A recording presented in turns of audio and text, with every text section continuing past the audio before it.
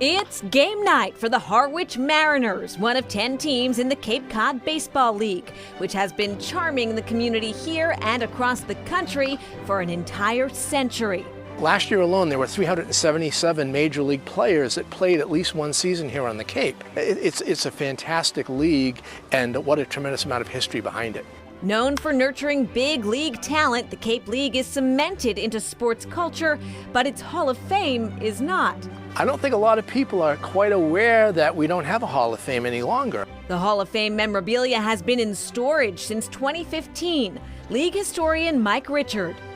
You know, there are bats, there are photos of the past, there are uniforms. We have 173 Hall of Famers, meaning there are plaques that at one time were on the wall. We want to be able to get those back up somewhere to continue to preserve the heritage of Cape Cod baseball. The Hall of Fame opened inside the Heritage Museum and Gardens in Sandwich in 2000, then moved to the JFK Museum in Hyannis, where it stayed for 7 years until they also ran out of room. The stars of the future shine here on the Cape every single night when you turn on the TV and you hear them talking about the year that this person played on the Cape. Organizers have leased a new home for the Hall of Fame in Yarmouth, but need to raise funds to turn it into a destination for fans. Who doesn't love baseball? I mean, it's a part of your heritage, it's a part of Americana.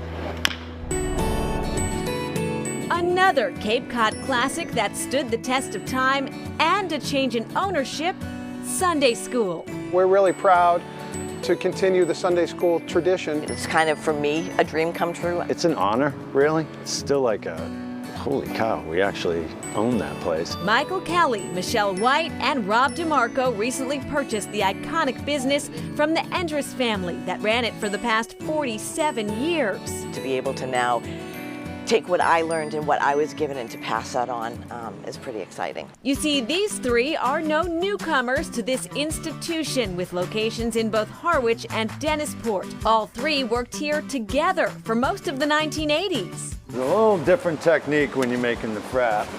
You want to get the ice cream almost broken up.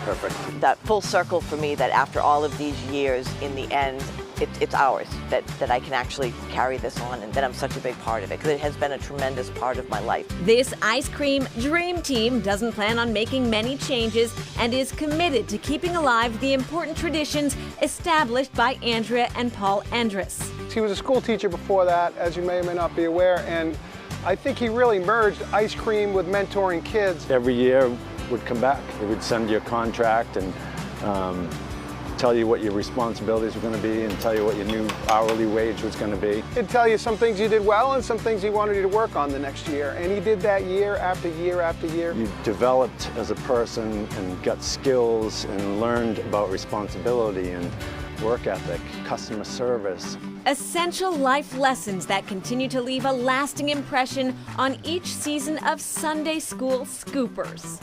They enjoy working there. It's hard work, but it's a great group of kids that they work with. Best room on Sunday? Yes. An ideal summer job that keeps these teams coming back summer after summer, and even one generation after the other. 3 of Rob's kids will be behind the window this year. We're on the schedule. Even though not everyone here is related, it still feels like family. It's a pretty big deal, actually, on the Cape and everywhere else. Everybody knows Sunday School. Don't skip Sunday School.